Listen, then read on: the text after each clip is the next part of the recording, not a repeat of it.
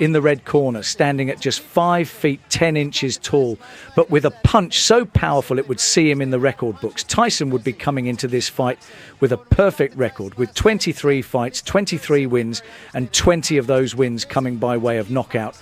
Tyson would be at the time rapidly climbing the heavyweight ranks for the shot at the title, coming into this fight as the number 2 heavyweight contender. But standing in his way, and a fighter who, like Tyson, was quickly rising through the heavyweight title ranks with 26 fights to his name, 23 of them wins. And on the back of a 5-fight knockout streak, José Ribalta would be up for the fight. But it wouldn't be his fighting record that would get the fans talking, but it would be José's height, standing at a whopping 6 feet 6 inches tall and with the 11-inch reach over Tyson. It would certainly get the fans intrigued. The summer 1986, the boxing world was buzzing with anticipation for an upcoming bout that promised to showcase the relentless rise of a young prodigy against a seasoned contender. The fight between Mike Tyson and José Ribalta, held at the Trump Plaza Hotel in Atlantic City, was more than just another step in Tyson's meteoric ascent. It was a pivotal moment for the rising star en route to the championship. By 1986, Mike Tyson was a name synonymous with raw power and unyielding aggression in the ring. At just 20 years old, Tyson had already garnered significant attention and acclaim in the boxing community. His journey from a troubled youth to a fearsome boxer was nothing short of extraordinary. Tyson's aggression, Tyson's anger, and Tyson's inside no-nonsense style would put the fear into all those who stepped into the ring. This wasn't something he would just develop in the roped 4 walls, but years of trauma and fighting not only heavyweight contenders, but fighting his own mind. At just age 13, Tyson had been arrested numerous times and was sent to a reform school. It was here that his boxing potential was first recognised by Bobby Stewart, a juvenile detention screw and former boxer. Stewart introduced Tyson to the legendary trainer Cus D'Amato, and under Cus, a young Mike Tyson would become prime Mike Tyson. Together with Kevin Rooney, the only thing standing in Tyson's way was Mike Tyson himself. Could he overcome the childhood trauma and become the fighter that Bobby, Cus and Kevin would once envision? As Tyson's reputation grew, so did the expectations. By the time he was to fight José Ribalta, Tyson was already being hailed as a future champion. The fight was another step on his relentless march towards that goal. José Ribalta's journey to this fight was characterized by persistence and resilience. Born in Cuba in 1963, Ribalta immigrated to the United States with his family in search of a better life. Settling in Miami, Ribalta took up boxing as a teenager and quickly showed promise in the sport. For Ribalta, the fight against Tyson represented a significant opportunity. A win against the highly touted Tyson would catapult him into the upper echelons of the heavyweight division and potentially open the door to a title shot. As the fight date approached, the atmosphere was charged with anticipation. Both fighters were in peak physical condition, and the weigh-in event drew a large crowd, eager to see the combatants face off one final time before stepping into the ring. Tyson, at 221 pounds, exuded confidence and intensity. In the hours leading up to the fight, both camps were a hive of activity. Tyson's team focused on maintaining his aggressive mindset and ensuring he was ready to unleash his power from the opening bell. Ribalta's team emphasised the importance of sticking to their game plan, with the knowledge that their fighters' determination to potentially weather Tyson's storm. José would have the height and reach advantage, but it would be Tyson the heavier of the fighters, outweighing José by more than 10 pounds. We joined the fight in round 1 in a non-title fight that was scheduled for 10 rounds. Would it go that far? With Tyson's punching power, the crowd thought not. 210 pounds of unguarded meat.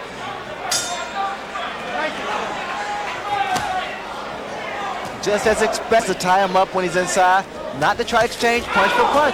He can't do that. And that was a Tyson has developed as a fighter. A left hand knocks the ball combination. You have to have it all and a lot of heart.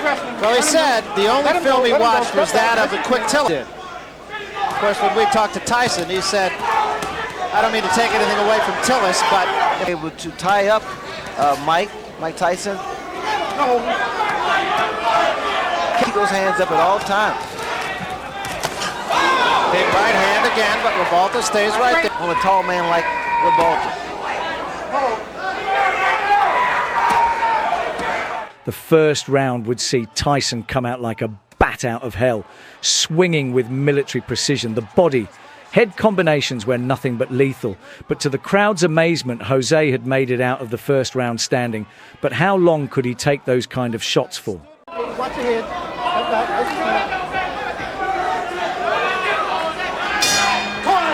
Made a significant bet before the fight, taking 7-1 odds. They didn't get enough. Ribalta threw. Those are the type of punches that are effective against a guy like Tyson.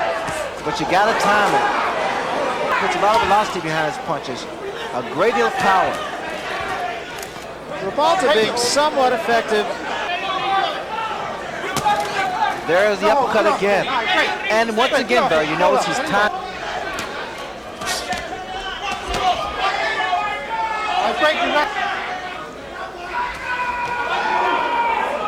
I break. Hold on. Watch your head. Watch your head. Nice and clean.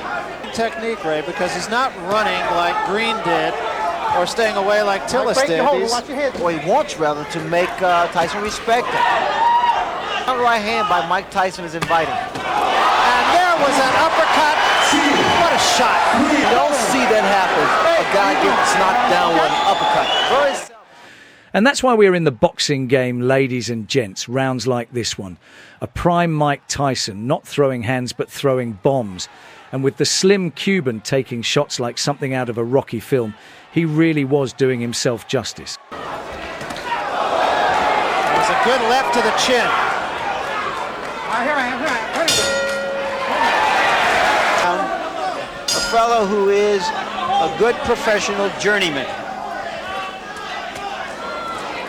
Round, and you wouldn't have found a lot of smart money saying that it would go this far.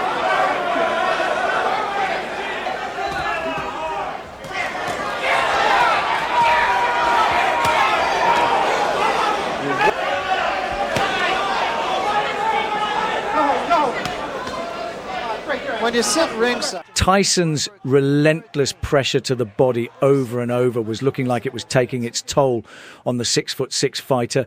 Jose was looking for some respite between the punches. He was trying to catch a breath in between the bunches that Tyson was throwing. Did the Cuban have something up his sleeve, or was he like the crowd waiting on that one big inside punch from the animal of a fighter that was Mike Tyson?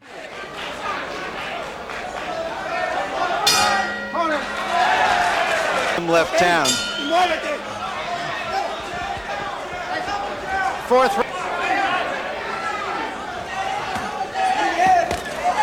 We will remind you that Harold Letterman, our official corner, told him, say, hey, game plan is starting to work now. Well, he has been more effective in the later rounds, so I'm sure that's the thinking of his corners if he gets by down in the first round. Lost a split decision that most everyone feels he won. It's not going to work. The type of punch is going to work on Mike Tyson is the uppercuts. Ribalta got himself in trouble on the ropes again. As the fight progressed, Jose would look to tie Tyson up in the clinch anytime he got close, a tactic hated by Tyson and fans alike. Tyson, being the inside man that he was, would still look to throw the big power punches on the inside and leave the jab to the taller man.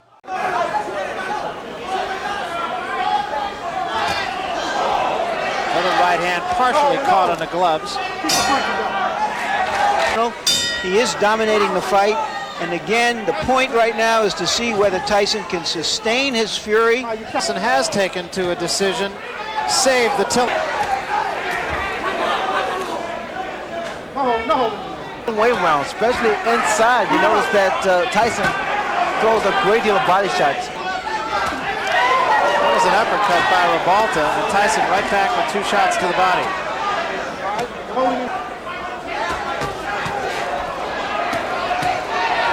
Ribalta getting off the quicker punch. You notice how he throws his punches, Bird. He drops. The fifth round would be similar to the fourth in that Tyson would look to come forward with big hands and Jose would look to tie up the shorter man anytime he got in close. Would Tyson, a fighter with god-tier punching power, be able to land the punch he so desirably wanted? Is it just me, Ray? Ribalta's legs he seems to be a little more stiff-legged. He doesn't seem to have much bounce. Intention's an old saying of Customato. Let's see if Tyson can step it up here.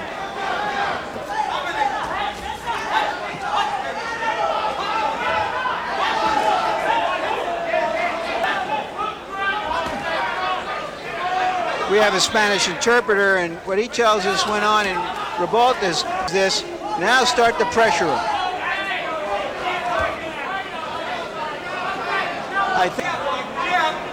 Yeah, because unlike Tillis or Green, as he mentioned, Ribalta is staying in the fight. Ribalta, and also a low blow by Ribalta. The guy has a chin. Ribalta has a good chin.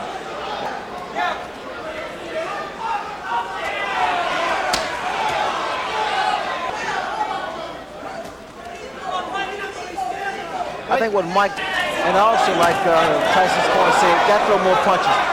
Rather than one punch. Tyson just missing that uppercut. Was the tactic working for the tall Cuban, frustrating Tyson in the first half and then look to win rounds by throwing that long jab of his?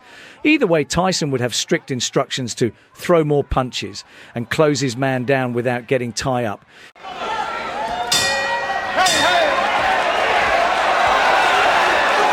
With a couple of sneaky punches after the bell, it would show that Tyson was feeling the pressures of the fight due to it not going his way as far. Is that vaunted punching power of Mike Tyson going to be able to take out the big, tough heavyweights who he hasn't fought? He still is not seen, as Larry mentioned, the bigger heavyweights, the Burbicks at 227 or the Witherspoons. I think his style creates problems for a guy like Mike Tyson. Tyson also, like his... Another thing to mention is that Mike Tyson has never for Tyson.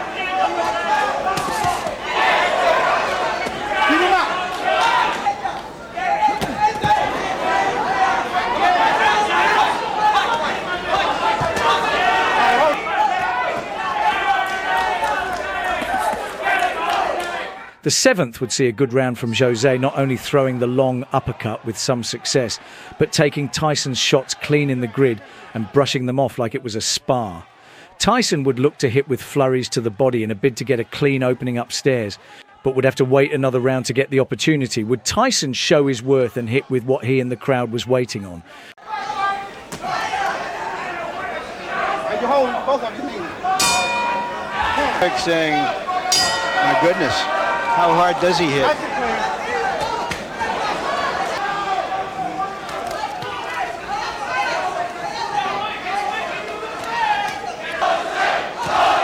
Crowd taking up a chant of Jose.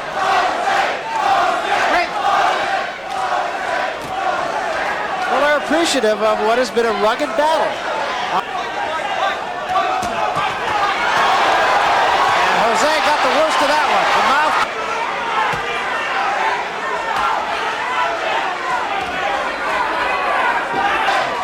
There's a big right hand, and Ribalta is about to go. Spring in his legs. This is all instinct. Body. A quick start to the eighth round, Tyson with one-way instructions from Kevin Rooney to get him out of there. Tyson would hit harder than ever in this round, attacking Jose on the ropes. Could the Cuban last much longer? There is no spring. And there's a smashing left hand, and wisely, Tony Battle. Tyson to a neutral corner. That was very and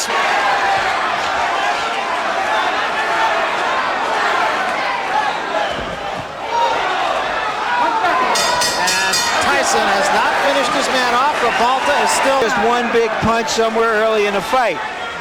And Tyson has been wearing down a game of They are still not there yet.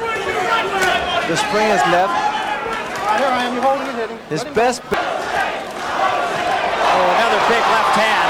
Oh, his legs. And he's out. He's really out. And just on top. It's only a question of time now. Let him go. Let him go. Step back. Left hand of Ribalta. Watch for a straight right hand Go. from Mike Tyson or the uppercut. Oh, here in the ninth round. That's the right hand, Barry. Again, the left hand of he's tired. And now that Tyson, all he wants to do is counter. Tyson's really taking. We here at Below the Belt Boxing, like you at home, like the rowdy crowd, and Mike Tyson himself was thinking the same thing. How is Jose still in there? His long, slim legs are gone and his punches are carrying no snap. He's a man waiting on the bell in a bid he can still hear it.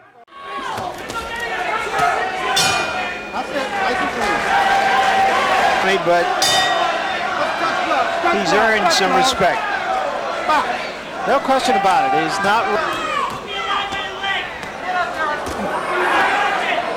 Only the third time that Tyson has.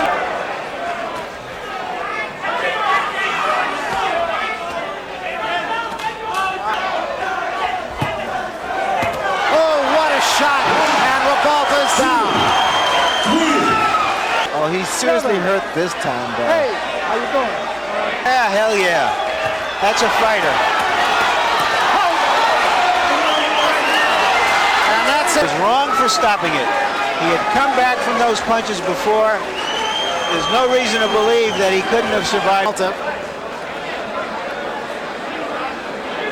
But once again, it's a case of another fighter who probably made more. The clash between Mike Tyson and José Ribalta in the 80s was more than just a fight. It was a convergence of two distinct paths within the boxing world. Iron Mike Tyson, the young prodigy with a tumultuous past and an insatiable drive for dominance, faced Ribalta, the resilient and experienced contender who saw in this fight a chance to change his fortunes. The bout highlighted the contrasts in their backgrounds, the mental game, and the widespread anticipation that surrounded the event. As the fighters stepped into the ring, they carried with them the hopes, dreams, and struggles that had shaped their respective journeys. Ribalta was ranked 10th in the world rankings at the time of the fight. He would be knocked down 3 times, but true to his roots, he would get back up all 3 times. The punch count was frightening. Tyson landed over 220 punches in the fight, and Cuban took them all. In 2014, Tyson rated José Ribalta as the strongest opponent he faced, also the one with the best chin. And as always, we leave you with one question.